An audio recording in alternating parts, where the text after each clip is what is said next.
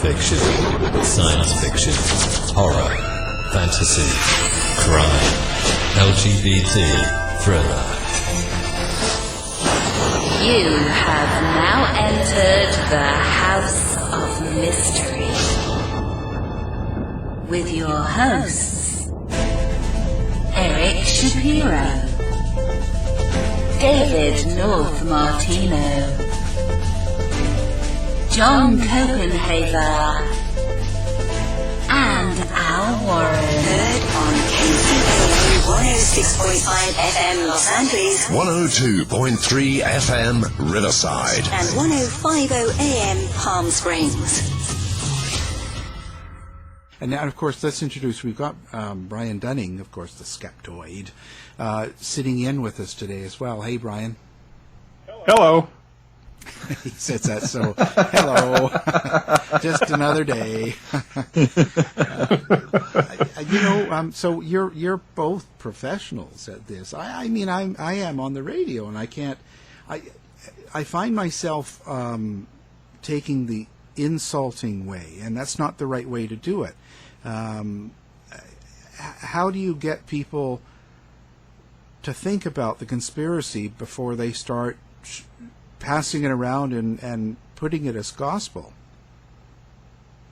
Yeah, I think one of the most important things to keep in mind is one of the key outcomes of much of Joe's research, if I can speak for you, Joe, is that there's really no demographic that's free of conspiratorial thinking.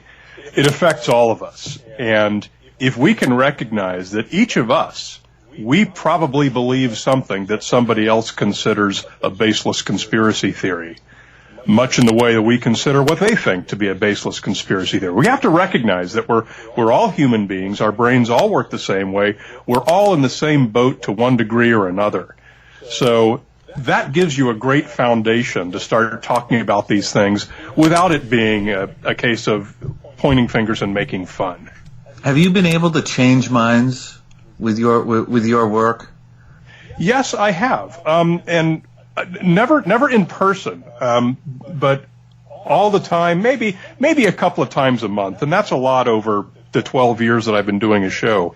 I will get an email from someone who says that my show got them, Skeptoid, my podcast, got them to change their mind about, they used to be a 9/11 truther, for example. To me, that's big, because the 9/11 truthers I've spoken to, they're immovable. It is religion to them. You cannot change their minds. And there are enough people whose minds are sufficiently open to alternate explanations other than their preferred belief. And, they will eventually come around. And one of the main points that I often make, because people will often ask me, hey, my friend, my sister, whoever it is, believes this weird thing. Do you have a podcast I can play them to change their mind about that? And I say, no, don't do that. Don't directly challenge their sacred cow. Instead, introduce them to other subjects, critical thinking subjects. Talk about something like, UFOs or Bigfoot or the Loch Ness Monster or some of these things that most of us can generally agree are not real, but that represent the same kinds of erroneous thought processes, and get them interested in that. And once they start appreciating the benefits of scientific skepticism and this sort of skeptical analysis of subjects, they'll eventually come around on their own. And my thought is the 9/11 truthers whose minds I have changed, they came about it through that route. So what conspiracy beliefs do you think over the time you've been doing this? Like, what's the type of belief that you've been able to have the most effect on? Is it the political conspiracy theories, or are you able to change minds about the more pseudoscience-y things like ghosts or Atlantis or something like that? Well, I think the subjects where you can make the most progress are the subjects where there's the least amount of sort of emotional and ideological attachment. Anything that touches on politics or religion, it's going to be a lot harder to budge people.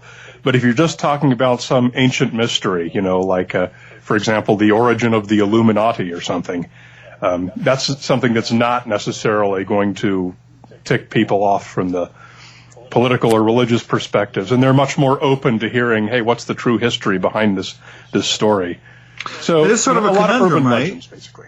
It's a conundrum, right? Because you can change minds about things that people don't care about, but the things I guess they really do care about, it becomes much more difficult to get them to reconsider. Yeah, it's much harder to shift somebody when they have a really deep emotional investment in it, let alone a psychological investment in it. Yeah, and I guess people say, oh, that's just conspiracy theorists, but everybody's like that. You're not going to put a Republican and a Democrat in a room and get them to each come out independents, or an atheist and a Catholic in a room and have them compromise on 5 commandments or something like that. Yeah. In fact, the current political climate, when the Republicans and the Democrats are, I think, farther apart than they typically are, that's actually been beneficial for me to use as an example, because people will often say, they'll name some group, whether it's 9/11 truthers or whatever group it is, and they'll say, these people are evil. And they'll use all sorts of these personal attacks and charge these people with malicious intent and all kinds of things. And I say, look, we all have beliefs, and half the country is Republicans and half the country is Democrats. And do you honestly believe that half the country is fundamentally evil and goes out every day twisting their mustache with malicious intent to destroy the world? And obviously that's not true. So it's a good example of how people can have very different belief systems and still all be basically good people. So I want to get into some of your most interesting episodes. You've been coming out with a lot of new episodes on Skeptoid lately, and people want to check them out. They should go to skeptoid.com. But you recently came out with one about ghost hunting toolkits. So when I turn on cable TV, there's always a ghost show on, and they're always finding the ghosts. So what are these tools that they're using to figure out if the ghosts are in these haunted houses or not? Yeah, so this has been kind of a subject that I've touched on and off again over the years as these ghost hunting shows have come and gone. And on the shows, they'll bring electronic gadgets into the haunted house. And they hope that that's going to mean that they're perceived as being scientific, as if electronics and blinking lights equals the scientific method. Of course, it doesn't. The problem is that, and the reason what they're doing is fundamentally unscientific, is just simply the way the scientific method works. In science, we start with an observation. And by an observation, I mean something that's repeatable, that other people can come and make the same observation, and then we start to form a theory to explain that observation, and then we'll understand the phenomenon, right? Now, in ghost hunting, we never get to step 1. We have no reliable, repeatable observation of a ghost. So we're not able to take a ghost and measure it and look at its properties and study what it is. And is a ghost something that we can detect with an infrared thermometer, with one of these night vision cameras, with an electromagnetic field detector? Well, no. We've never had a ghost to measure to see if it can be detected with any of these devices. And yet they go in with these devices with no reason to use them. And then as soon as they get a blinking light, they show it to the TV camera and say, look, a ghost. Well, they haven't just made an observation. They've created an observation. By showing their blinking lights on their device and saying this is a ghost, they're saying they have just created an observation. They made something up to show us. So they're doing science exactly backwards. So there's something that's making the light blink, but they have no way of knowing if it's a ghost. And that's what I talked about in this episode, what a science-based ghost hunting toolkit would consist of. And the first thing it would consist of would be something like an electrician. Now, I talked to a number of friends of mine who are of a skeptical mindset, but who are friendly with local ghost hunting groups and often accompany them on actual ghost investigations. So they've learned all about how these people work and what they're still doing. And they report back to me the number one cause of ghost reports in an old house is a pest infestation, rats in the walls, birds in the chimney, this kind of thing, making strange noises. So the first thing a science-based ghost hunting toolkit should consist of is an exterminator, someone who's familiar with the signs of a pest infestation that ghost hunters might not necessarily recognize. And that seems very reasonable, given most of the places that these ghost hunters go and investigate are very old buildings that probably have infestations. Yeah, and often abandoned and things like that. So then you mentioned the electrician. Would the electrician say, these people are picking up fields that are just occurring for natural reasons that have to do with the wiring or something else going on in an old building? Yeah, exactly. A lot of times you've got things like switches that are reversed. Sometimes you'll have like 2 light switches. You flick one up, the light goes on. You flick the other one down, the light goes off. And sometimes these can be wired wrong, and you'll have all kinds of funny electrical effects in a house. That's one of many examples that an electrician or a structural engineer could explain when there's funny sounds in a house. There's all kinds of things that can create drafts that might make things move. There's things like floors that aren't level that might make cabinet doors swing by themselves. There's essentially an almost unlimited number of possible things wrong with a building that can create strange, surprising, frightening behavior in a building. And yet the Ghost Hunters toolkit, the Ghost Hunters on TV, they go in there with tools that are completely irrelevant to any of those things. So here's a question for you, and this is one that some of the social scientists use to see if people engage in magical thinking about ghosts. Okay. They would say if you had the option of moving into a house where the family that had lived there some number of years ago had been grisly murdered, would you move into that house? That's a wonderful question, yeah. I guess Bruce Press is the social scientist in the UK that's done a lot of writing like this. Would you wear a sweater that had been owned by a mass murderer? Yeah. Well, there's no reason why you wouldn't. But however, most of us, our emotions take over from our intellect, and we have some inexplicable aversion to such things. Like somehow the sweater is going to take over your body, yeah, and then make you do bad things. Blood on it or not, Oh, that would Bruce the blood Press. would I meant do it. Bruce Hood. But Bruce Hood. But think about this. Back when I was going over the Jack the Ripper case, and the cops were, back then, they went in and examined the body and took it out. Then they washed down the whole scene because they didn't look for any sort of evidence that would hold on to it. And in fact, that's how that shawl got out of Catherine Edo, one of the hookers that was killed. Was one of the cops took the shawl and he gave it to his wife for Christmas. So yeah, not a good husband, whether it's haunted or not. But that was apparently the times in the 1800s. That was not uncommon. Yeah, we don't. There's been a lot of people have been talking about this new report. It was published in a journal saying, "Hey, we finally identified Jack the Ripper based on DNA evidence," and that's the kind of thing that gets reported. It just explodes when it hits the mass media. And of course, we hear these new explanations for old mysteries all the time, and they are almost all completely worthless, as was this one. Yeah. Which I wrote about a little bit. But you never hear the criticism or the reasons why, no, of course this is not an explanation for Jack the Ripper. You just hear the sensationalized version in the media. Well, it sounds good. Could he be solved? It's good clickbait, right? Yeah. Absolutely. That's what it's all about. So let's move on from the ghosts for a minute. I want to go on to one of your other great episodes, and that is the Illuminati. Yes. So a lot of people are concerned about the Illuminati. Maybe Kanye is Illuminati. Maybe Beyonce is. So there's this popular lore about this secretive group. But they did some number of 100 years ago.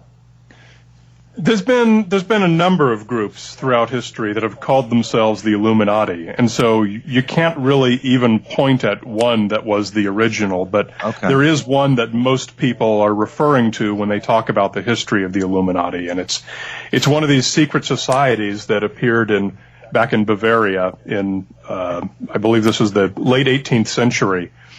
And you got to keep in mind what a secret society meant then, compared like in terms of what we would think of now. It's like if you join, God, I don't know what's a good analogy. I mean, it's like joining a church, or if you are a member of the trendy yoga club in town or something. It was just a matter. That was what people did back then to be fashionable and trendy. Is they said, "Hey, I'm a member of this club or that club," and because this was, 250 years ago, these were different things than what we think of now. So the fact that there was a secret society is really fairly uninteresting, because the world was full of groups that called themselves secret societies. And this was one that was founded by a professor, a law professor at the University of Ingolstadt in Bavaria in the 1770s. And he was the only professor at the university who was not a Jesuit. He was kind of like the one radical atheist guy at the university, so the other professors all hated him. And he really objected to the power of the church. And so he wanted to form kind of his own little club, a little secret society that was all about resisting the influence of the church. And he and some of he recruited his students, because that was an easy captive audience for him to access. And they mostly recruited from local Freemason lodges, because they really wanted to kind of construct and design their society based on Freemasonry. It didn't really last that long. And the people who they claimed as members weren't really that engaged with it. So it's kind of astonishing that we still remember that group this many years later, because there's really no record that they ever really wielded any influence, that they were able to successfully persuade local government to do anything. The kinds of things that we think of that the Illuminati can do today in terms of controlling world economies and stuff like this, is completely different from anything that these guys actually did back in the 1700s. So do you think it's just a name that people have just sort of picked out and it sounds interesting, and then they'll have other ideas like, oh, I think somebody's controlling everything, and they just slap that name on it? It's just a fashionable way to express a belief? Yeah, it's the best of all possible names. The Illuminati, the illuminated ones, the people who have secret knowledge. And that's something that we still see today among popular conspiracy theorists. They still consider themselves to have the secret forbidden knowledge that the sheeple aren't enlightened enough to recognize and to understand. So really, it's kind of the basic idea. So it's a diminutive name if you think about it, right? It's like Illuminati. It's much better than like imagine they had named themselves like the Moosehead Club or something like that. You say Illuminati versus Illuminatissima. Yeah. All right. Why don't we jump ahead a few hundred years? So I know you live out on the West Coast, and there's a big anti-plastic thing that's been going on for a couple of years, with good reason. I mean, we're always seeing these examples of animals washing up on shore or dying, and they've ingested a ton of plastics that have been inappropriately dumped into the ocean. Mm-hmm. And right now they're banning straws, and now if you want a plastic bag, they make you pay for the bag. You looked into plastics recently. What did you find? Yeah, the people who are concerned about plastics in the ocean, there's a lot to talk about here. First of all, the thing to understand is this is a problem that is created and solvable almost exclusively inside a number of Asian countries, China being far and away the largest, followed by Indonesia, the Philippines. Companies like this that simply don't have the kind of waste management that we have in the United States. Living here, a trash truck comes to our house, picks up our stuff, drives it to a place, and it's properly managed. It's sorted, it goes to recycling, or it goes to a landfill. In these Asian countries, they don't have that. Trash just gets thrown out into piles, it gets washed into rivers eventually, and makes it into the ocean. So what happens is occasionally a large animal like a whale, NOAA, the National Oceanic Atmospheric Administration, refers to these as what's their term? Megafauna. Gosh, they've got some term for them, like a charismatic megafauna. That's what it is. Charismatic megafauna. So when we see a charismatic megafauna that tugs at our emotional heartstrings, we go, oh, look at the poor whale that died of plastic. What can we do about it? Well, unfortunately, we didn't create the problem, and there's nothing that we can do about it. It's a problem that has to be solved by China. And people don't want to hear that. And again, this goes back to other conspiracy theories. Bashing America, sort of the self-loathing thing, is always going to be super popular. And that's, in my analysis, that's largely why people want to create these plastic bag bans and things that the science shows will not have any impact on plastic in the ocean, but it makes people feel better emotionally about what they're doing. So is it the case now that the plastics that we're using, whether it's for straws or for bags, is really having no impact as long as we dispose of them properly? Yeah, that's true. Unless you're going out and throwing all your trash on the ground, which few of us do, it makes no difference. It may make a minuscule difference in how much goes out to recycling centers and how much goes into landfills, but I mean, both of those are properly managed waste. There's really nothing bad about landfills, if you think about it. Although we wish we didn't have the trash to begin with, we do. Putting it into the landfill, that properly sequesters it. If it's full of plastics that contain CO2, that contain carbon, then sequestering it in a landfill is a heck of a lot better than, burning it or washing it into the oceans.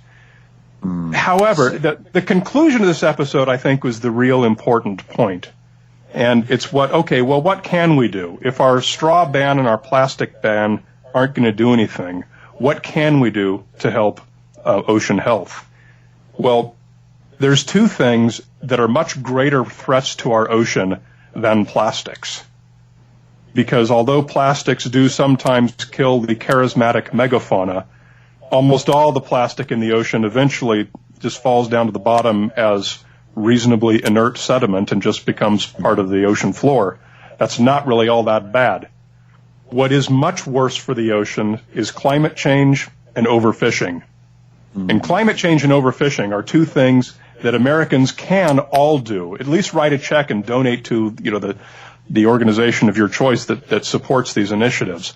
But those are much greater immediate threats to the ocean than plastic, and they are something that Americans have a much greater impact to help solve. So don't worry about plastics. Just a little bit, I've looked into it. I mean, it seems as though there are things that people want to do that can actually hurt. So I've seen reports where people will give up the plastic bags and instead switch to those reusable, heavier bags. But it seems like what they've found is that people don't really hold on to those for that long, and they just wind up in landfills, and they actually take up a lot more space, and they take more time to degrade than just a regular plastic bag. Yeah, using something that's recyclable and properly recycling it is better. But I mean, you touch on another angle of this whole subject, which is the slacktivism angle. And slacktivism is a term for clicking a Facebook like button or adding your name to an online petition or something like this that actually accomplishes very little to nothing. Stopping using plastic straws is a form of slacktivism. You're not really accomplishing anything except making yourself feel better about what you've just done. And what we've found with slacktivism, and this is an active area of research, where sociologists are studying people and their reactions to crises like this and what they do and what impact it has. When someone engages in an act of slacktivism, they're now emotionally satisfied. They say, okay, now I've done my part. And they are far less likely to actually write a check and donate it to somewhere where it's going to make a difference than is someone who did not engage in slacktivism. So slacktivism actually makes the situation worse. Wow. If you want to do something, don't engage in a plastic bag ban, don't sign an online petition, sit down and write a check. Okay, good to know. And I got to tell you, I having had an email address, the same email address for a long time, I get more invitations to sign petitions. Yeah. It feels to me like you're exactly right. It just seems like people would do that, and then it's out of sight, out of mind. Yep, that's exactly what happens, and they become then a less useful member of the cause. Okay, so let's say I wanted to lose weight and get a lot of health benefits from my new diet. Should I go on the keto diet?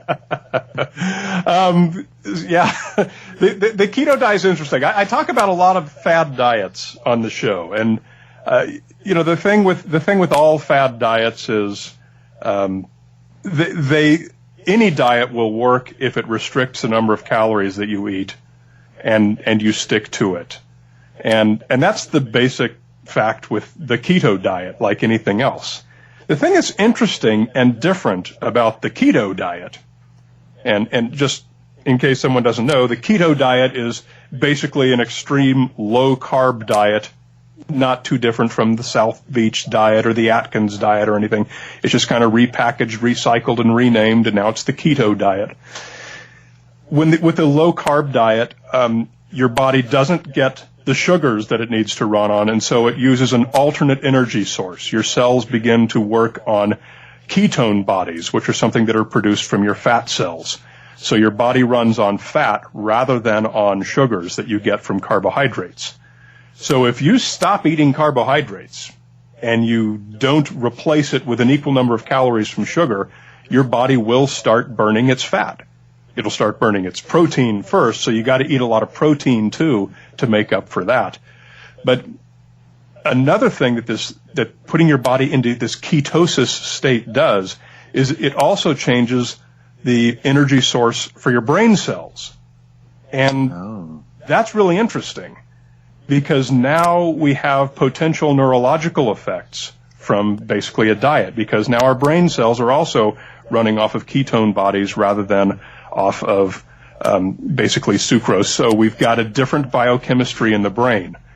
Now, that's been known for a long time. Without necessarily being well understood, it's been known for a long time.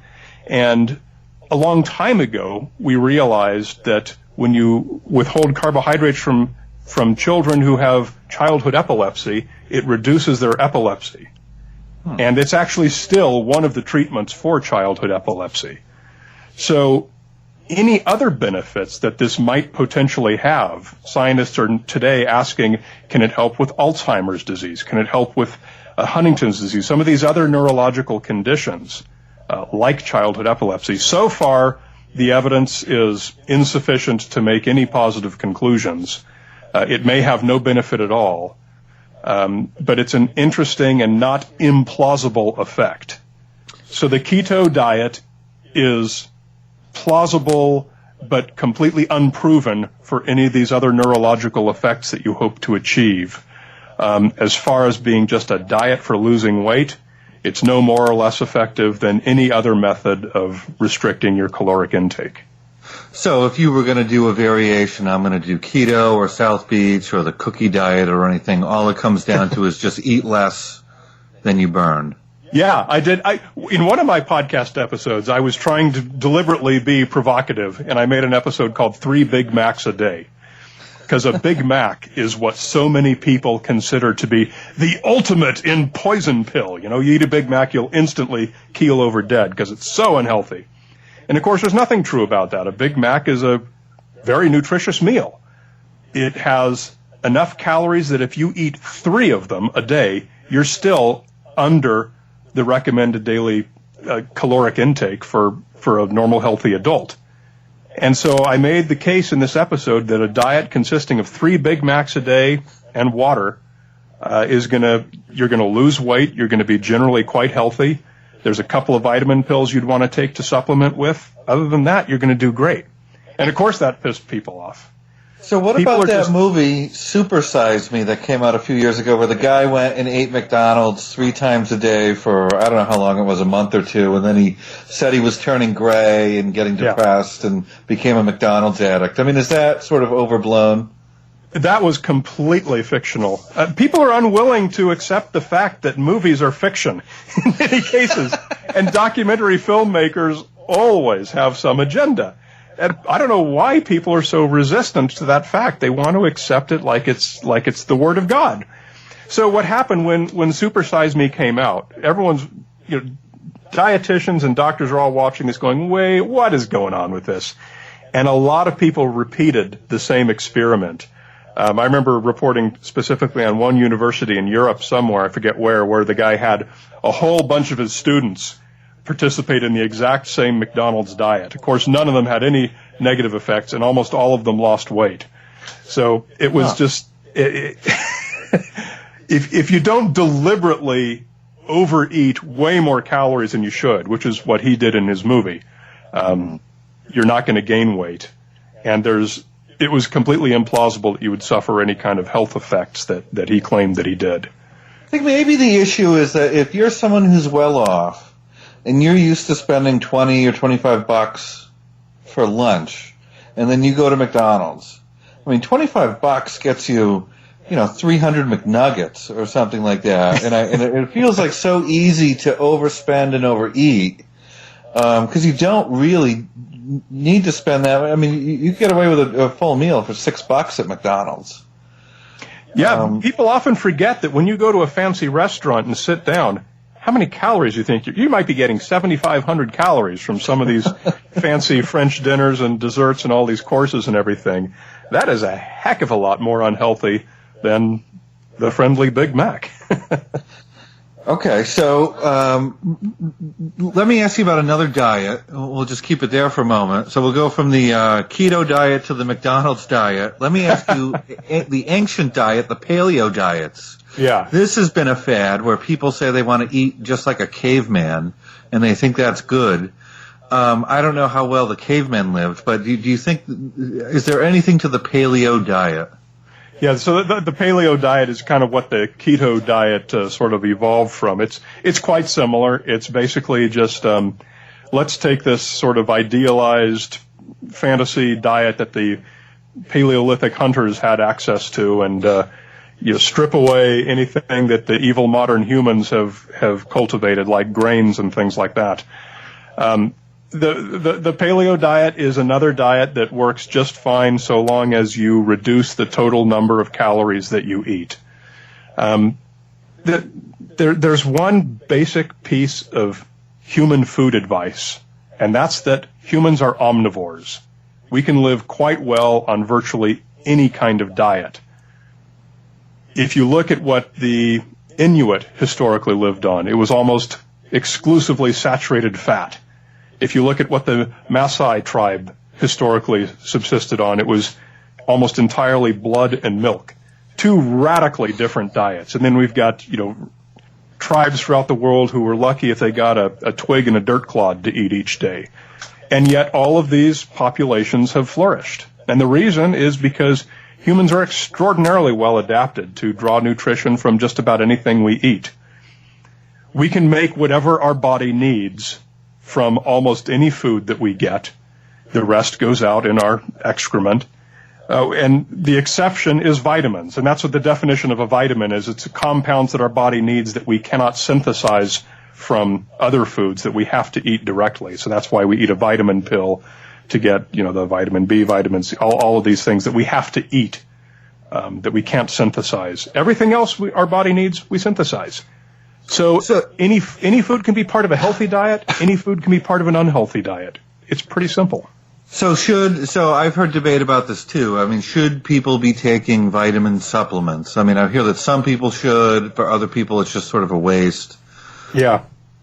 There's very few people in the United States who have a nutritional deficiency. In fact, very few people in any industrialized country. If you eat anything like a normal meal, you're getting more than enough of all of the vitamins and minerals and everything else that you need, with very few exceptions. And there are exceptions.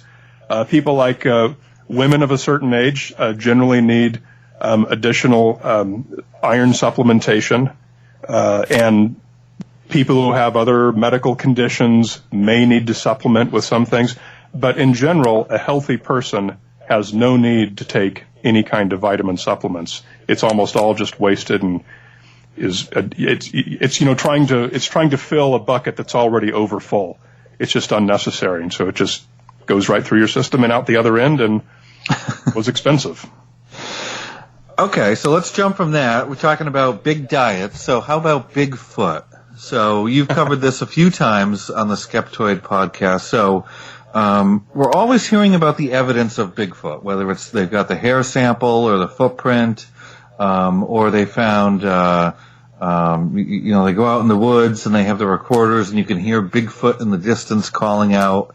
What can we say about this? Bigfoot is interesting. It's a great subject for me because it's something that most of us are all in agreement on, that it's a reasonably silly idea. And there's a lot of really interesting things to talk about, and a lot of the lessons that we learn from studying how we know what we know about Bigfoot apply to so many other subjects in pop culture. So it's still relevant and useful to talk about something like Bigfoot. However, I should point out, I now live in the Pacific Northwest, and there are plenty of Bigfoot hunters here in my town who are absolutely, passionately persuaded that it exists 100%. But have they caught one?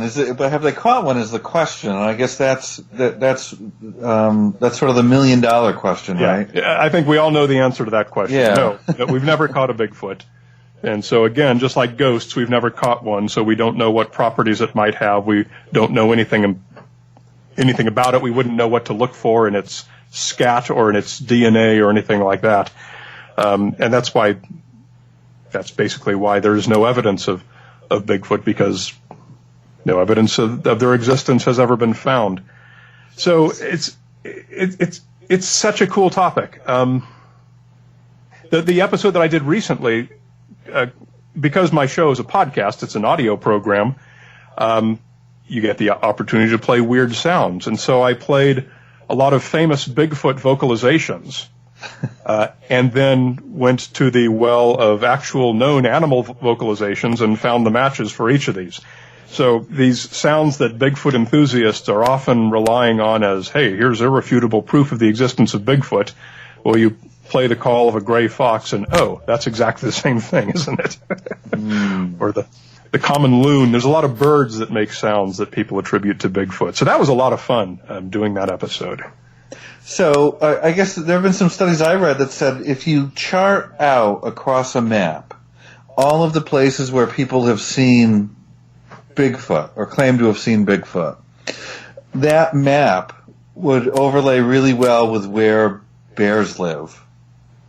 And they say, because of that, we could probably assume that people are more often than not seeing a bear and just confusing it for a Bigfoot. What would you say to that? So I hadn't seen that, where I thought you were going, because I've seen similar maps where they have charted out all the locations of sightings and found that the characteristics of the Bigfoot changed as expected with the topography and climate. For example, the further north you go, the lighter colored they are, the thicker their fur, the smaller their ears, things like that we see. Of course, that would suggest different species. I thought you were going there, but all of these charts you got to remember, they're made by people who sit down with an agenda that they're looking for confirming evidence to support. So you'd have to go back to what was their original complete data set from which they drew and see how well that matches up to the data that they selected to include in their chart. So one thing I hear all the time from the Bigfoot enthusiasts is this line about cryptozoology. They're out searching for animals that you can never really find, but they lean on this idea that biologists are always finding some new animal, supposedly. They went down to the bottom of the ocean, they found this new thing. And it's been there all along, but we just found it, and that means that there could be Bigfoot running around, but we just haven't found it yet. So absence of evidence doesn't mean evidence, isn't evidence of absence in itself.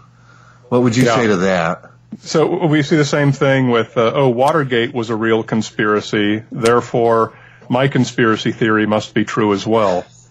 So when a cryptozoologist says, an actual field biologist discovered a new species.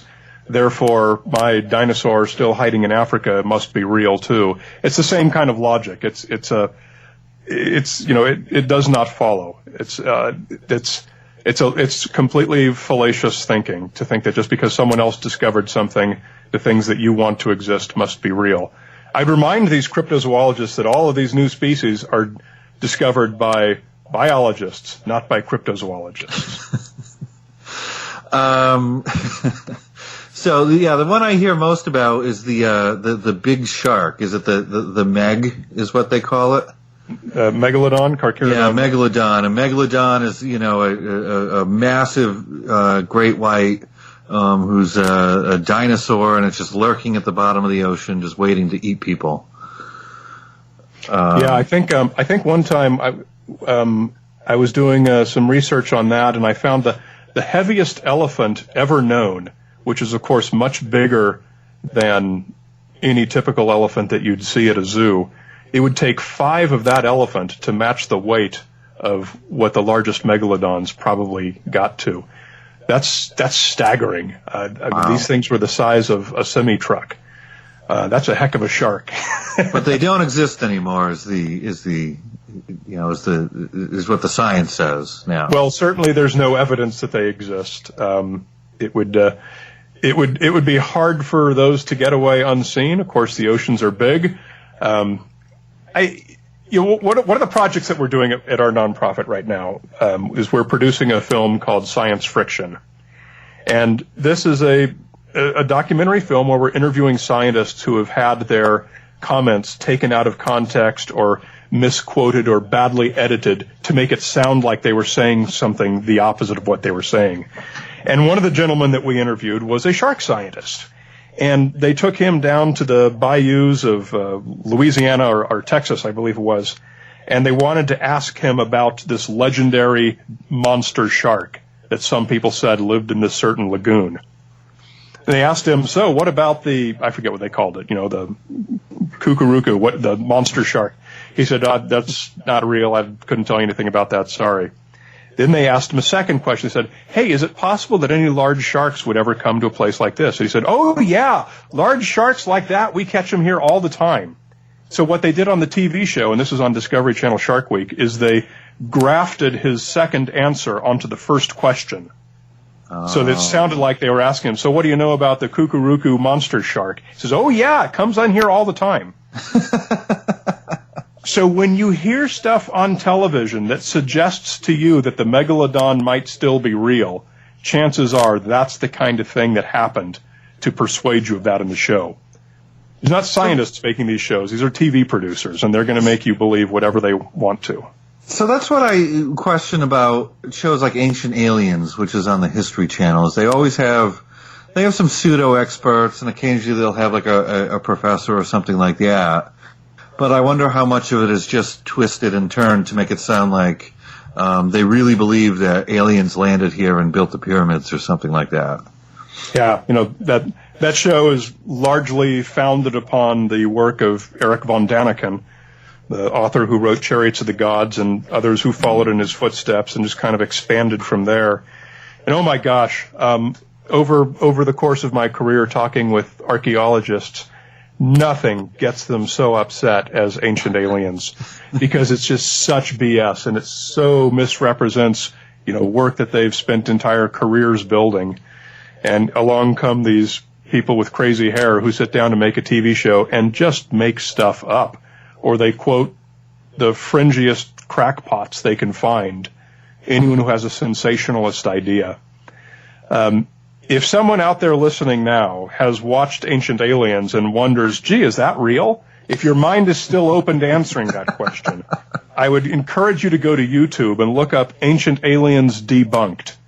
It's like an 8-hour video, but it goes through one of the early seasons of Ancient Aliens when they were covering kind of the big basic subjects, and point by point just destroys it, shows you what the actual science shows on each of these things. It was a wonderful project. I'd give the name of the guy who made it if I had it off the top of my head, which I don't, but it wins my support.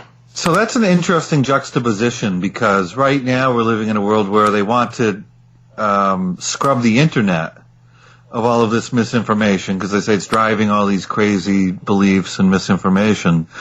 But I think what we see oftentimes is that it's the traditional media that does this just as much, whether it's the History Channel giving fake history, or Animal Planet doing shows about animals that don't exist, like mermaids and Bigfoots. You have the traditional media engaging in this sort of misinformation and then blaming it all on the internet, whereas I think the internet can really be a tool for fighting some of this stuff too. Yeah, nobody's talking about doing some kind of a top-down censorship. When Facebook or Twitter say they're going to kick this stuff off of their own platforms, of course, they're only talking about their own platforms that they own, and they're free to do whatever they want with. Sure. If we go to networks like the History Channel and say, gee, wouldn't it be nice if they would make some kind of a similar pledge, that they would stop doing this nonsense, factually untrue broadcasting and start doing what they say they do, which is educational programming, that'd be great. Well, we all agree that would be great, and they haven't stepped up to do that yet. They've made lip service to it a couple of times, but they've never followed up. Yeah. It would be nice if the channels all actually did what they said that they do. But I always find it interesting, because even you go to something like The View, right? And you've had on there 9/11 truthers and moon landing deniers and vaccine conspiracy theorists on that sort of mainstream show that's been out for 20 some odd years. And, most of our discussion in the media now is, well, what about the internet? And I think these legacy media places really need to do some introspection and say, what are they doing to contribute to these problems as well? I sure wish they would. Yeah, I mean, you're preaching to the choir here. I remember that when let's see, I think it was History Channel. No, it was Nat Geo. I think it was Nat Geo. I think they said, and my apologies to either network if I'm getting it wrong, they were doing an Amelia Earhart broadcast. No story has had as many complete BS alternate histories promoted about it than the Amelia Earhart disappearance, unfortunately. They were doing a series on this one particular photograph that somebody claimed, that depicts Amelia Earhart sitting on a dock after she was kidnapped by the Japanese and on her way to Japanese prison. And almost immediately, as soon as that show came out, a Japanese researcher found that from a travelogue photo that had been published in a book before Amelia, or 2 years before her flight. So, of course, that was not what the photo was. And the network then tweeted, they say, commitment to historical accuracy is absolutely our most important priority, and we will follow up with this and correct this. And, of course, that was the last they ever mentioned of it. Oh, my gosh. That's just an example. They give lip service, but really their business is eyeball shares and advertising. And sensationalism is kind of the cheapest, easiest, laziest way to accomplish that. Well, I know on Out TV they still have my favorite shows. RuPaul Drag Race. Sorry, But that's true. It's a more fact-based show. That's absolutely true. Well, you get what they say they're going to give you, right? That's the whole idea. Yeah. Yeah. No. Yeah. Wow. I try to do that with my show, and I know many of my colleagues try to do that with their shows. And I think it's unfortunate that the people with the biggest platforms have a different set of ethics. Yeah. Okay, so tell the listeners about your show. So if someone hasn't heard your show and your books, just let people know who you are, how they can get a hold of you, and give you a good story. Yeah, so once again, my name is Brian Dunning. I do the best known for the podcast Skeptoid. You'll find in the top science section of iTunes. It's been in there for 12 years now. You can find it at Skeptoid.com. We basically talk about the science behind urban legends. It's short 12 to 15-minute shows. They're easily digestible little sound bites, so subscribe and enjoy. I'm also the author of Conspiracies Declassified from Simon & Schuster, 2018. It's kind of a collection of 50 popular conspiracy theory stories, how they exist, why they exist, what the true explanation behind them is, something that I think is fun and instructive for anyone who's interested in that. And I'm just basically a guy who loves mysteries and solving mysteries and using true history and true science to see how we can better ourselves. Follow me on Twitter at Brian Dunning. Yeah, and we will have you linked up, of course, on our website and thank you, and all the different social platforms that we're on now. And I think it's important work for me. I appreciate that you're out there, and I know for sure because doing this show with Joe, it always seems like we're the underdog. Yep. You know what I mean? If we were Very turned much. around, Yeah. Well, we were turned around and do this whole same episode, but if we were telling people that it was true that they're spraying us with chem spray and giving that kind of a segment, you'd have twice the listeners. Sensationalism sells. Yeah. That's the challenge that we're all up against. Yeah, it's just so I appreciate that you take the time and you do what you do. And we're also very glad that you've stopped by to give us some of your time. Happy to do it. It's always a lot of fun. It's great talking to you guys, so anytime. Thank you. Wonderful. Thank you. To find out more about our show, guests, or to listen to past shows from our archive, please go to www.houseofmysteryradio.com. Show's over for now. Was it as good for you as it was for me? Well, good night. This has been a production of Something Weird Media. I'll be back.